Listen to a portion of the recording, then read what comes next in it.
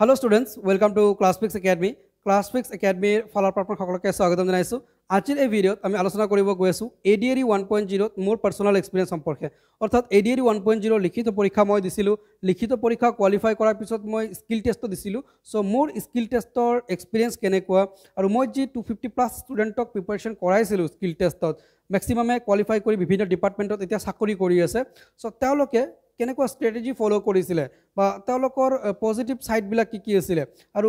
কি ভুল কৰাৰ বাবে বাকি যি ষ্টুডেন্টসকলৰ কোৱালিফাই নহল তেওঁলোকে কি ভুল কৰিছিলে সবিশেষ এটা ভিডিও সামাৰাইজ কৰি মই আপোনালোকক দিছো। সো ভিডিওটো বহুত বেছি ইম্পৰ্টেন্ট হয়, ভিডিওটো প্ৰথমৰ পৰা শেষলৈকে চাই থাকিব।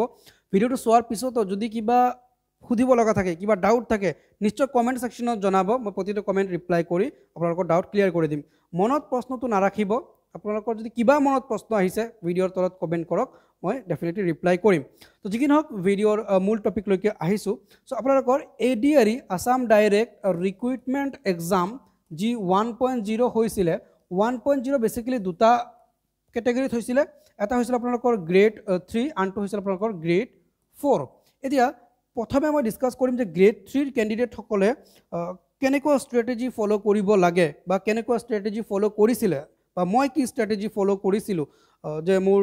খুব ধুনিয়াকে ৰিটাৰ্নটো হৈছিলে বা কি মানে ৰিটাৰ্ন তাৰপিছত স্কিল টেষ্ট বাৰু। তো যিকি নহওক so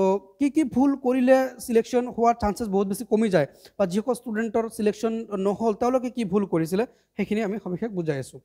so first of all আমাৰ যিসকল ষ্টুডেন্ট কোৱালিফাই কৰিছিলে তেওঁলোকৰ কিছু পজিটিভ সাইড আছিল বা পজিটিভ আমি সাইন তেওঁলোকৰ দেখা পাইছিলো আৰু সেই পজিটিভ সাইন বিলাক কিন্তু আপোনালোকৰ মাজত ইমপ্লিমেন্ট কৰিব লাগিব। আৰু সেই পজিটিভ সাইন বিলাক এটা এটাকে মই পইণ্ট আউট কৰিছো যে পজিটিভ সাইন বুলি ক'লে এক নম্বৰ হৈছে ৰেগুলাৰিটি। সো যিসকল ষ্টুডেন্ট আমাৰ ADRE কোৱালিফাই কৰি এতিয়া চাকৰি কৰি আছে তেওঁলোক বহুত ৰেগুলাৰ ষ্টুডেন্ট আছিল। মানে যেতিয়া মই ৰিটাৰ্নৰ বাবে পঢ়াইছিলো তেওঁলোকে ৰেগুলাৰ ক্লাছত এটেন্ড কৰে, যেতিয়া মই স্কিল টেষ্টৰ বাবে পঢ়াইছিলো তেওঁলোকক যি ইনষ্ট্ৰাকশন দিয়া হয় সেই ইনষ্ট্ৰাকশনে তেওঁলোকে ফলো কৰে। ঠিক আছে, স্কিল টেষ্টৰ ক্লাছ সদায় মই দিয়া নাছিলো, তেতিয়া স্কিল টেষ্টৰ ক্লাছ এটা ৰেগুলাৰ ইণ্টাৰভেলত দিছিলো, হয়তো সপ্তাহত 3টা দিছিলো বা সপ্তাহত 4টাকে দিছিলো, কিন্তু যেতিয়া মই ক্লাছ দিওঁ তেতিয়াই তেওঁলোকে এটেন্ড কৰিছিলে। ঠিক আছে, প্ৰথম কথাটো হৈছে তেওঁলোকৰ ৰেগুলাৰিটি। আৰু ৰেগুলাৰিটি ইন দ্য সেন্স মই যদি ক'ব যাওঁ নিজৰ মাজত এটা ৰেগুলাৰিটি মেইনটেইন কৰিব লাগিব। মানে কি মই ৰেগুলাৰ প্ৰেক্টিছ কৰিম, মই এইটো সময়ৰ পৰা এইটো সময়ত প্ৰেক্টিছ কৰিম, মই ইমানটা প্ৰেক্টিছ সেট কভাৰ কৰিম। সো সেই যিটো মানে কাৰেজ, সেই কাৰেজটো থাকিব লাগিব যদি আপোনাৰ ADRE কোৱালিফাই কৰাৰ ইচ্ছা আছে বা ADRE নহওক যিকোনো এক্সামৰ ক্ষেত্ৰত এইটো আপোনাৰ ইম্পৰ্টেন্ট হয়। So regularity is the most important. Secondly মই যেটো পজিটিভ সাইন দেখা পাইছিলো সেইটো হৈছে যে তেওঁলোক বহুত মানে কিউৰিয়াছ আছিল যে কিবা এটা মই শিকাইছো সেইটোৰ প্ৰতি তেওঁলোকৰ বহুত আগ্ৰহ আছিল যে নতুন কিবা এটা বস্তু শিকি আছো, নতুন কিবা এটা বস্তু জানি আছো বা MS ওয়ার্ড মই পঢ়াই আছো, স্যার এটো কেনেকৈ কৰিব লাগে, স্যাৰ এটো মেনুৰ কাম কি, স্যাৰ এটো এনেকৈ নকৰি এনেকৈ কৰিব পাৰি নেকি, তেওঁলোকে বহুত মানে কিউৰিয়াছ আছিল। সো 2 নম্বৰ পইণ্ট যেটো মই দেখা পাইছিলো সেইটো হৈছে কিউৰিয়াছ। দেন 3 নম্বৰ পইণ্ট যেটো মই দেখা পাইছিলো তেওঁলোকে বহুত বেছি প্ৰেক্টিছ সেট তেওঁলোকে এটেম্প কৰিছিল। ঠিক আছে, মই প্ৰিপেয়াৰ কৰি দিছিলো প্ৰেক্টিছ সেট, সেইখিনিতো এটেম্প কৰিছে অবভিয়াছলি। তাৰ পিছত তেওঁলোকে নিজৰ মাজতে প্ৰেক্টিছ সেট তেওঁলোকে বনাই লৈছিল যে মই এটা প্ৰেক্টিছ সেট বনাইছো, এটো তুই সলভ কৰ, তই যেটো প্ৰেক্টিছ সেট বনাই আনিছো হেতু মোক দে, মই সলভ কৰো। আৰু এটা টাইমৰ ভিতৰত মানে 45 মিনিটছৰ ভিতৰত প্ৰেক্টিছ সেট বিলাক তেওঁলোকে নিজৰ মাজত সলভ কৰিছিল। সো হেতু তেওঁলোকৰ এটা পজিটিভ সাইন মই দেখা পাইছিলো। সো 3টা মান কৈছো মই আৰু বহুত পজিটিভ সাইন আছিল। তো যিকি নহওক পজিটিভ সাইনটো আপোনালোকৰ থাকিবই লাগিব, লগতে নেগেটিভ সাইন কিবিলাক মানে যিবিলাক আছে আপোনালোকৰ সেই নেগেটিভ সাইন বিলাক এটা এটাকে দূৰ কৰিব লাগিব। এটা নেগেটিভিটি যিমান আমি দূৰ কৰিব পাৰিম পজিটিভিটি আলটিমেটলি ইনক্ৰিজ হ'ব।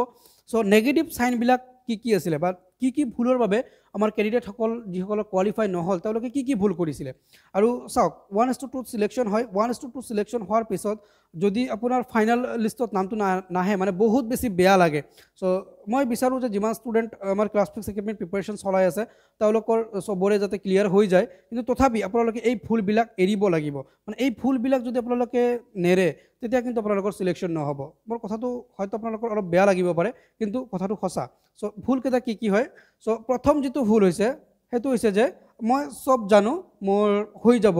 Skill test. মানে এনেকুৱা ক্যান্ডিডেট মই পাইছো যে আহি মোক ডাইৰেক্টলি কয় যে স্যাৰ মই অনলাইন শ্বপত মই কাম কৰোঁ বা মই 10 বছৰৰ পৰা ৱৰ্ডত কাম কৰি আছোঁ স্যাৰ মই এক্সেলত কাম কৰোঁ মোৰ পাৱাৰ পইণ্ট প্ৰেজেণ্টেশ্যন মই বনাইছিলোঁ কলেজৰ সময়ত মই জানো পাৱাৰ পইণ্ট প্ৰেজেণ্টেশ্যন কেনেকৈ বনাব লাগে মোৰ হৈ যাব আৰু সেই ষ্টুডেণ্টবিলাক কিন্তু এটা মানে নিজৰ যি ইগ' যে মই জানো মোৰ হৈ যাব সেই ইগ'টো লৈ থাকিল কিন্তু পৰৱৰ্তী সময়ত কিন্তু তেওঁলোকৰ চিলেকশ্যন নহ'ল কাৰণ কি কাৰণ ADRE আপোনালোকৰ স্কিলটো চেক কৰে আৰু স্কিলটো এনেকুৱা এটা বস্তু যে আপুনি যিমান প্ৰেক্টিছ কৰি থাকিব যিমান আপোনাৰ মানে নাৰিছমেণ্ট পাই থাকিব আপুনি সিমানে আপোনাৰ ইম্প্ৰুভমেণ্ট হৈ থাকিব চ' এই ভুলটো আপোনালোকে নকৰিব যিটো তেওঁলোকে কৰিছিলে সেইটো হৈছে অভাৰ কনফিডেঞ্চ চ' আপোনালোকে অভাৰ কনফিডেঞ্চ মানে নহ'ব 2 নম্বৰ যেটো পয়েন্ট হৈছে হেতু হৈছে যে আপোনালোকে এজন এক্সপাৰ্ট মানুহৰ পৰা শিকিব সো এক্সপাৰ্ট মানুহ বুলি ক'লে তেও হ'ব পাৰে তেওঁৰ ডিগ্ৰী থাকিব পাৰে নাথাকিব পাৰে এতিয়া এজন মানুহ হয়তো BCA কৰা হ'ব পাৰে বা তেও BCA নকৰা হ'ব পাৰে কিন্তু যদি তাৰ MS ওয়াৰ্ডৰ ওপৰত ভাল নলেজ আছে তো প্ৰতিটো মেনু খুব ধুনিয়াকৈ এক্সপ্লেইন কৰি দিব পাৰে এক্সেলৰ প্ৰতিটো ফৰ্মুলা খুব ধুনিয়াকৈ বুজাই কিনে শিকাই দিব পাৰে তেনেকুৱা ব্যক্তিৰ পৰা আপোনালোকে শিকিব আৰু আপোনালোকে যদি বিচাৰে যে নহয় স্যাৰ আমি ক্লাছফিক্স একাডেমীৰ লগত ডেডিকেটেড প্ৰিপাৰেচন কৰিম যেনেকৈ আমি অনলাইন অফলাইন দুটা মোডতে প্ৰভাইড কৰি আছো ক্লাছেছ সো ডেফিনেটলি আপোনালোকে আমাক হোৱাটছআপ কৰিব আমাৰ হোৱাটছআপ নম্বৰটো হৈছে 7099736363 মই ইয়াতে লিখি দিছো 7099 okay 7099736363 okay so dedicated preparation চলাবলৈ আমাৰ এটো নম্বৰ WhatsApp কৰিব বা আমাৰ অফিশিয়াল যেটো এপ আছে ক্লাছফিক্স একাডেমী সেই এপটো ইনষ্টল কৰি লৈ প্ৰিপাৰেচন চলাব পাৰে অলৰেডি বহুত ষ্টুডেন্টে প্ৰিপাৰেচন চলাই আছে so if you are interested then you can download the app তো যি কি নহওক আমি প্ৰথম কথাটো হৈছে যে ওভাৰ কনফিডেন্ট হ'ব নালাগে আমি এজন এক্সপেৰিয়েন্স টিচাৰৰ পৰা আমি শিকিব লাগে ঠিক আছে 3 নম্বৰ যেটো ভুল হেতু হৈছে যে বহুত ষ্টুডেন্টে 2 ঘন্টা 3 ঘন্টা 4 ঘন্টাকে প্ৰেক্টিস কৰে কিন্তু তেওঁলোকে প্ৰেক্টিস সেট তেওঁলোকে নলগায় বা প্ৰেক্টিস সেট তেওঁলোকে নিদিয়ে মানে এনেকুৱা হৈছে যে ওয়াৰ্ডৰ পৰা কোৱেশ্চন আহিবতো সো ওয়াৰ্ডটো ওপেন কৰি লৈ টাইপিং কৰি আছে হোম মেনুৰ কাম কৰি আছে ইনসাৰ্ট মেনুৰ কাম কৰি আছে পেজ লেআউটৰ কাম কৰি আছে কিন্তু এটা এক্সাম ওৰিয়েন্টেড এটা প্ৰেক্টিস সেটত তেওঁলোকে মানে অ্যাটেম্প্ট নিদিয়ে যে এটা প্ৰেক্টিস সেটত ওয়াৰ্ড এক্সেল পাৱাৰ পইণ্ট তিনটা সেট আছে সেই তিনটা বস্তুৱে খুব ধুনিয়াকৈ টাইম লিমিটৰ মাজত শেষ হৈ আছে না নাই তো তেনেকুৱা তেওঁলোকে প্ৰেক্টিস নকৰে বা যোৱাবাৰ যিসকল কোৱালিফাই নহল তেওঁলোকে যিবিলাক অফলাইনত ষ্টুডেন্ট আছিল আমাৰ তেওঁলোকে এদিন আহে এদিন নাহে ৰেগুলাৰিটি নাই প্ৰেক্টিস সেট কৰিব যদি দিও তেতিয়া হলে তেওঁলোকে হয়তো এটা প্ৰেক্টিস সেট কৰিবলৈ 1 ঘন্টা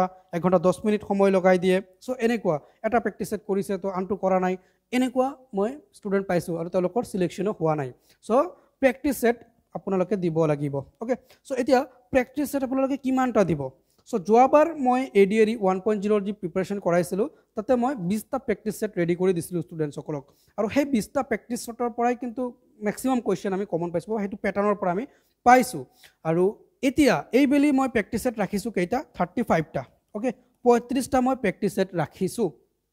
সো 35টা প্ৰেক্টিস সেট খুব ধুনিয়াকৈ আমাৰ অফিশিয়াল এপ যেটো ক্লাছফিক্স একাডেমী তাতে মই আপলোড কৰি দিছো তাৰে পৰা ডাউনলোড কৰি ল'ব পাৰিব এপত গৈ মক টেষ্ট সেকশনত যাব মক টেষ্ট সেকশনত এভেইলেবল আছে ঠিক আছে সো প্ৰথমে ওভাৰ কনফিডেন্স হ'ব নালাগে একজন মানে এক্সপেৰিয়েন্স টিচাৰৰ পৰা শিকিব লাগিব প্ৰেক্টিস সেট দিব লাগিব এন্ড যেটো আমাৰ 4 নম্বৰ পইণ্ট হেতু হৈছে টাইম ম্যানেজমেন্ট সো আপুনি টাইম মেনেজ কৰি পৰীক্ষাটো দিব লাগিব প্ৰিপাৰেচনটো টাইম মেনেজ কৰিব লাগিব পৰীক্ষাটো টাইম মেনেজ কৰিব লাগিব 45 মিনিটৰ ভিতৰত ওয়াৰ্ড এক্সেল পাৱাৰ পইণ্ট তিনটা কাম কৰিব লাগিব আৰু তাতে টাইম মেনেজমেন্ট বহুত ইম্পৰ্টেন্ট হয় আৰু চাওক মই একদম ক্লিয়াৰলি কৈছো ADRE 1.0 ত আপোনালোকৰ টাইপিং টেষ্ট ৰিকুৱাৰমেন্ট একো নাছিলে যে ইমান ওয়াৰ্ড পাৰ মিনিট আপোনালোকে টাইপ কৰিব লাগে কিন্তু আপোনাৰ যদি 35 বা 40 ওয়াৰ্ড পাৰ মিনিট নচোৱাকৈ আপুনি টাইপ কৰিব নোৱাৰে আপুনি ADRE স্কিল টেষ্ট কমপ্লিট কৰিব নোৱাৰিব পৰীক্ষাত যেতিয়া আপুনি পৰীক্ষাৰ ৰুমত সোমাব তেতিয়া আপোনাৰ যেতিয়া পেপাৰটো দিব একদম মাথা মানে ঝিনঝিনাই যাব হয় না সবে একদম টাইপিং কৰি থাকিব নহয় আপুনি পাৰা বস্তু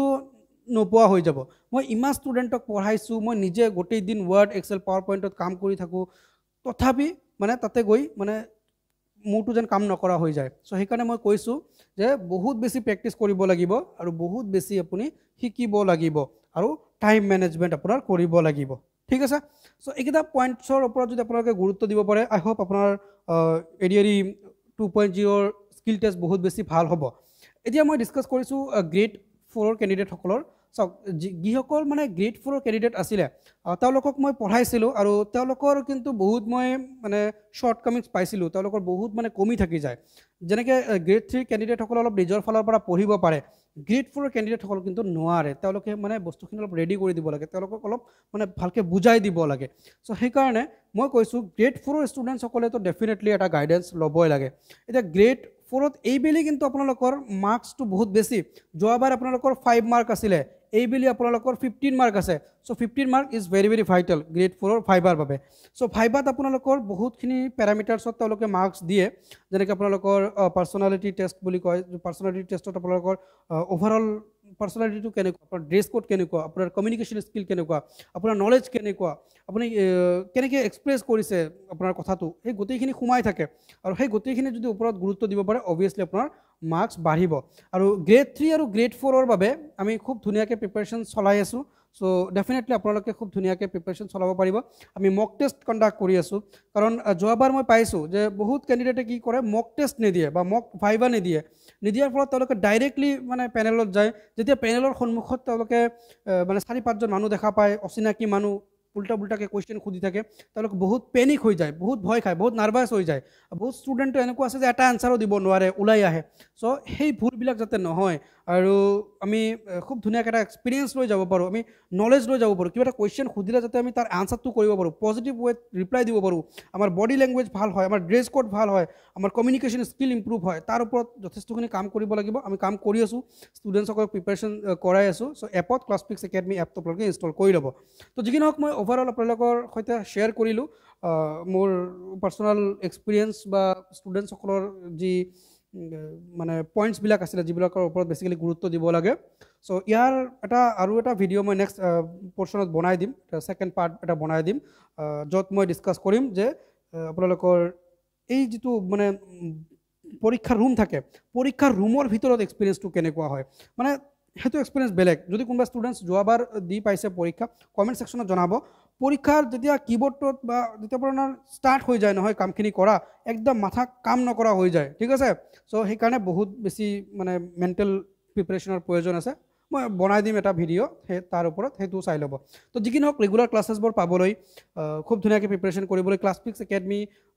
যিটো আমাৰ ইউটিউব চেনেল আছে সেইটো ছাবস্ক্ৰাইব কৰি ৰাখিব আৰু আমাৰ এপটো ইনষ্টল কৰিব গুগল প্লে ষ্টৰত এভেইলেবল লিংক মই ডেছক্ৰিপশ্যনত দি দিম চ' খুব ধুনীয়াকৈ প্ৰিপাৰেশ্যন চলাব পাৰিব যিকি নহওক ভিডিঅ'টো বহুত দীঘলীয়া হৈ গ'ল তথাপি ইম্পৰ্টেণ্ট আছিলে ধৈৰ্য সহকাৰে চাই থকাৰ বাবে ধন্যবাদ নেক্সট ভিডিঅ'ত লগ পাম till then bye bye take care